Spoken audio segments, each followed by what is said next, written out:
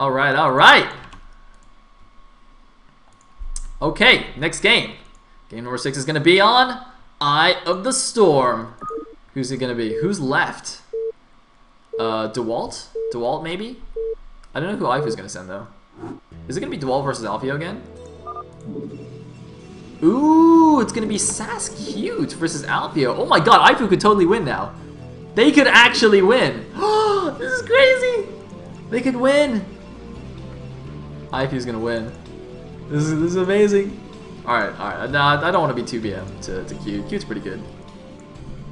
Anyway, Cute versus iFU. I wonder what DeWalt was doing today. Maybe DeWalt got sad from last week because iFU BM'd in a lot. It was quite mean. Blue and yellow. Oh, apparently DeWalt has exams. Oh yeah, because he's like 12, so he's still in school. Anyway. Right. So, Eye of the Storm, ZVP. I believe it's a pretty good map for Zerg in the late game. But, yeah, I guess we'll see. You also gotta be a little bit careful about building walls on this map. I don't know what's happening. I guess there's some lag or something. Anyway, yeah, Cute, probably not the most well-known player. I think he's also on Pain or something. It might just be one of those mercenaries who's joined SAS for Gambit's Cup. Yeah, I think he's... I don't know. Is he like Korean American, Korean Canadian or something? I think he is. He's kind of like Michael. I'm not sure though. Anyway, so he's a pretty decent Zerg. And yep, Casey confirms he's Korean Canadian. But yeah, I wouldn't rate him among like the super top tier. Whereas iFU, when he's on form, is definitely top tier. So so yeah, it's gonna be very, very interesting. And so obviously gonna go check out what's going on. It was just a 12 hatch, no bigs. And ooh, I love this. I love this. iFU scouts the 12 hatch, cancels the forge, and goes Nexus first. Love doing this. You have to get a little bit lucky with the scout timing, but yeah, really, really good. And now Cute sees it, but there's absolutely nothing you can do. iFU might even gateway first as well. Nexus gateway forge after the cancel. Oh, delicious. Delicious, delicious, delicious. Oh my god, he built a second pylon first. Man, he's going crazy. And Cute's gonna gas steal him. Huh. Interesting response. iFU is being mega greedy. I think this is partially because they're also cross positions on a really big map. But is he gonna go gateway or forge? Okay, no, he's gonna go forge. He's gonna pylon forge. Okay, that's fine. That allows him obviously to not be supply blocked and get more probes as well. So iFU's economy here in the early game is gonna be absolutely stellar. Meanwhile, it looks like Cute's actually gonna take a closed third here at the 3 o'clock rather than another natural. Yeah, I mean, I'm generally not a huge fan of that in ZVP, but you know, you can justify it. Anyway. So the gas has finished. It is a legitimate gas deal, which is pretty awesome. But the thing is, because iFU went Nexus first, he can obviously just gas here. And it's not that late. So, in fact, I don't think it's even late at all. So I don't really understand why you would gas steal against someone who went Nexus first, because obviously he's finishing time. But whatevs. That's cool. You can even build a can. Oh wait, no, never mind. What am I talking about? Alright, so what's going on here? Looks like Pro Guy is getting chased away. What is Cute's follow-up? That's the question. Like, what's the follow-up when you gas steal? You got Mega Supply Block, so he's built 2 Overlords at once. But is he just gonna get a lair now? Looks like he's just gonna get a lair. Play normal. Doesn't seem like he's doing anything out of the ordinary. Yeah, there's a lair. And iFU again is not particularly bothered by the gas steal. He's got to be a little bit careful about run bys, of course, because the opening is right by the entrance to the main, and it's a little bit awkward to block that off. I think you need 2 zealots there or something like that. But otherwise, he's okay. And Cute has done nothing to capitalize on the lack of Pro gas. I guess this does prevent iFU from doing any like mega gas heavy openings. Like, I don't know. Is Sayle Reaver very gas heavy? I guess Sayle Reaver is really gas heavy. But other than that, laying the second gas by a little bit isn't a huge deal. I mean, he's gonna get it maybe on just over 30 supply, which might be a little bit late for some builds, but it's not really a big deal.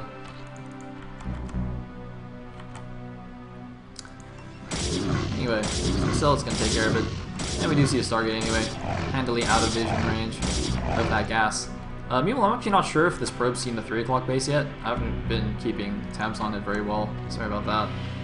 But he's going to see his 4th hatchery at least at the natural. So he's going to know he's not facing any kind of early cheese. Although, we do have quick lurkers though.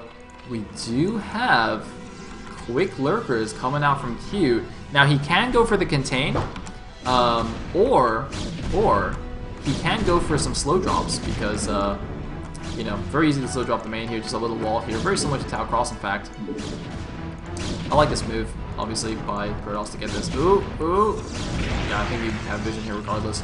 But yeah, a contain also could be quite effective because as you can see, it really widens out here at the natural. You can get a really nice arc of lurkers while the Protoss is all bunched up at the natural. So that could be quite effective as well. And it doesn't look like he's positioning his overlords to go for a slow drop. So it looks like he's just going to go and aggressively contain iFU.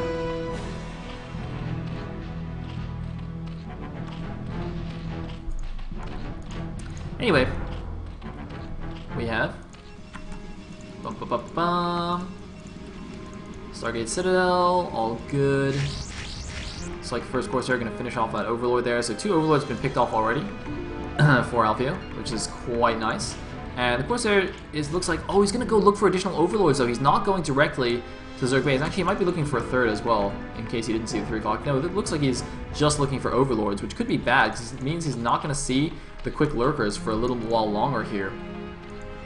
That's definitely going to allow Q to contain, but he is going for +1 Corsairs, and you know, Zerg players who go for that fast lurker do have very little anti-air for the time being, so getting a lot of Corsairs out could be quite effective, although he has now got a delayed Spire to get some Scourge to help deal with that. And look at this, so this late Spire should indicate to iFU what's going on here. No other reason for this Spire to be so late. He hasn't seen the lurkers yet. He's going to see them in a second here, and boom, now he knows exactly what's going on. And there should be a Robo started at the natural, maybe, hopefully. Robo anywhere? Robo? Robo? Oh, he doesn't have enough gas. Okay, I guess he couldn't start it even if he wanted to right now. Lacking on the gas source. And look at that! A relatively quick Queen's Nest as well. Actually, a really quick Queen's Nest from Cute. So it looks like he's going to go for like a Lurker Contain into a really fast Hive, which could be very, very interesting. I mean, you know, Lurker Contains are bad. Lurker Contains with Defilers and Dark Swarm are just absolutely brutal for the Protoss. But again, investing so much in the Lurkers and the tech is going to mean he is going to be vulnerable to these Corsairs, although it looks like he stopped Corsair production. Possibly because he just doesn't have enough gas to build everything he needs. Adding on additional things. Now, he's got a Robo in a slightly funny place.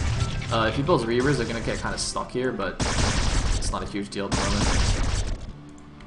Those other Corsairs are poking out right now. Wait, where'd they go? Oh, there they are. Yoink.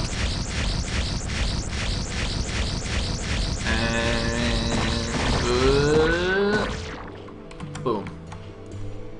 So, okay, there finally the Corsair production is resuming. Again, he was lacking a little bit of gas. He had to build a Robo. It's very expensive. It's 200 gas.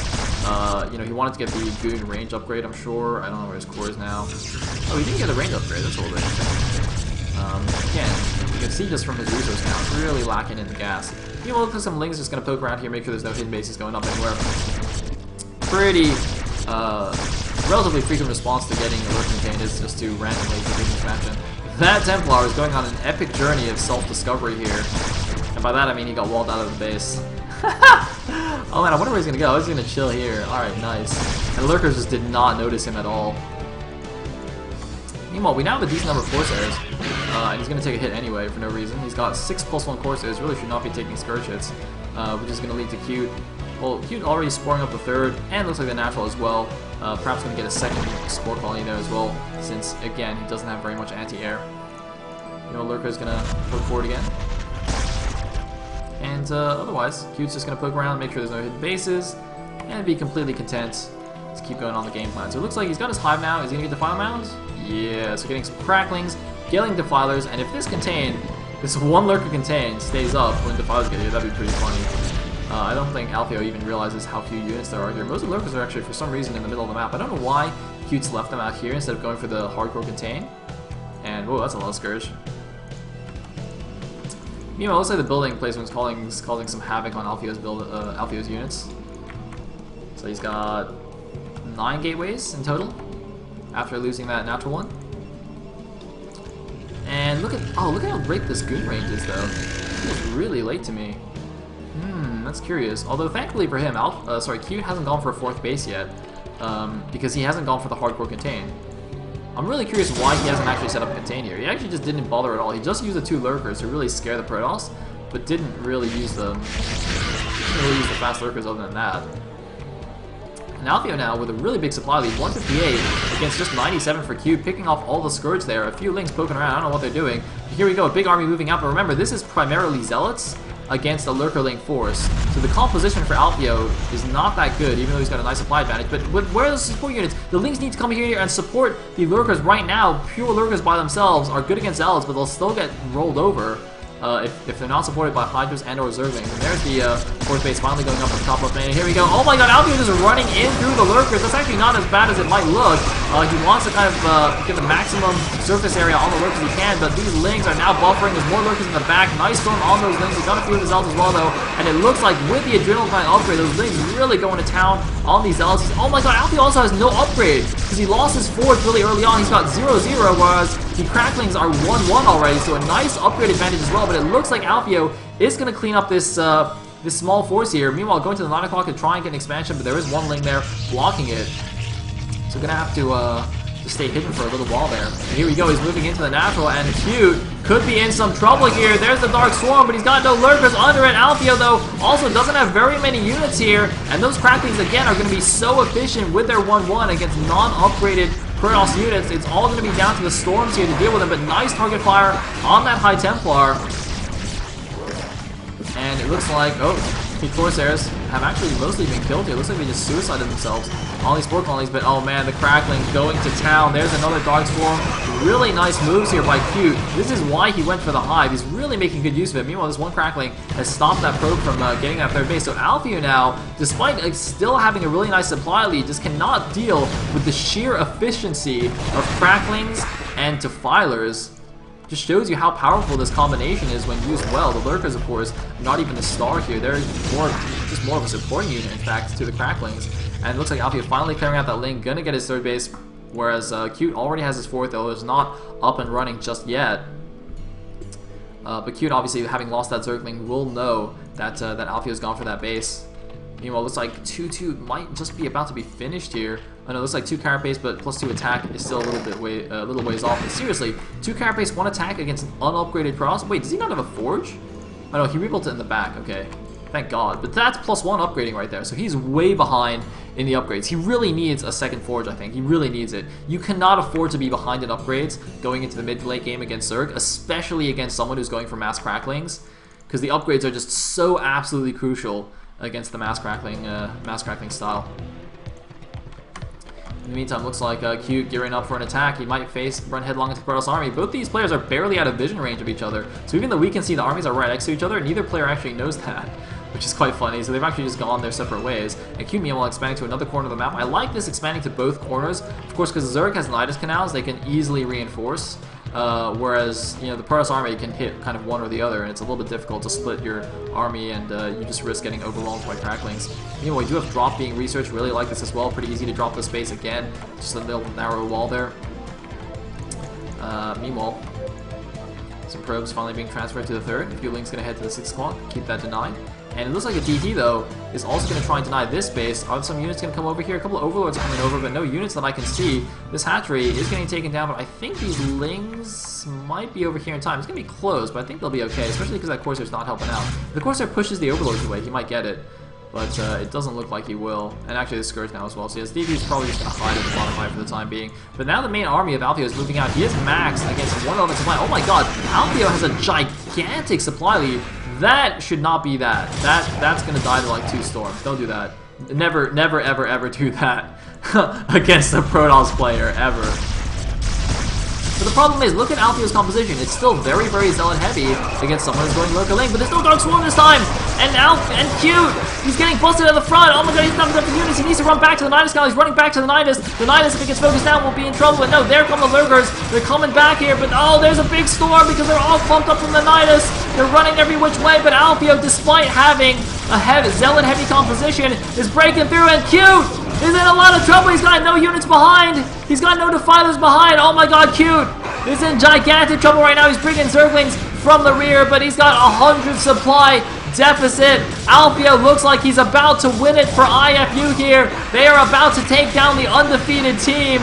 SAS, who was 8-0 in the regular season, who won last week's finals match. It looks like they will finally be defeated here. The unbeatable team is about to fall. I cannot believe it. Cute has just lost all the drones in his natural. He's got units attacking his main. He's down to 70 supply. iFU is still maxed. He's got the extra expansions, but it doesn't even matter. He's rebuilding all his tech at the top left, but he's going to lose everything in the main base. He's building emergency sunkens. Those are going to do absolutely nothing against iFU's army. iFU just with so much stuff here. Oh man, Cute. I mean, he had so much stuff at the top left. He didn't have 20 enough at his natural. Usually did not have a defiler, I think. Although there were still a lot of zealots anyway. But dang, look at that. The Archon's going to town. Although iFU, this main army has been whittled down a lot. Looks like, oh my god, that's a lot of zealots. Alright, zealot spam going to the top left here. Looks like Cute might even be able to save his main. Surprisingly, I thought the main would fall, but yeah, it looks like he might actually save it. The problem now is the bazillion zealots running to the top left. There's like one lurker there. That's not going to do anything. And yeah, it looks like, well, actually, main base might fall regardless. But more importantly, there's like 50 million zealots here at the top left base. So yeah, that one lurker is going to try his hardest. But everything is going to die over here. So, GG! iFU is victorious! SAS has been slain. iFU wins day 2, 4-2, baby. Didn't even go to ace match. Boom! Showing all the haters what's up. All you guys are like, oh, this SAS is unbeatable. No! They are beatable. They have been beaten into the ground. Oh, what a glorious day. And that means that next week will be the deciding clan war between SAS and iFU. One final best of 7 series to see who's going to claim the $1,500 first place prize and who's going to walk away with just over $300. Oh man, I can't wait. I can't wait. Oh, it's going to be so good. It's going to be so good. But that is all from me for today, though. Thank you all for watching. I hope you guys tune in next week for the finals. I guess thank you to our sponsor, AWA, aka Ben PP Network Services, for sponsoring everything, providing our lovely prize pool. And thanks to LRM No One for doing all the refereeing and organizing and stuffs. So yes, I will see you all next weekend for TLS and for Gambit's Cup. Peace out.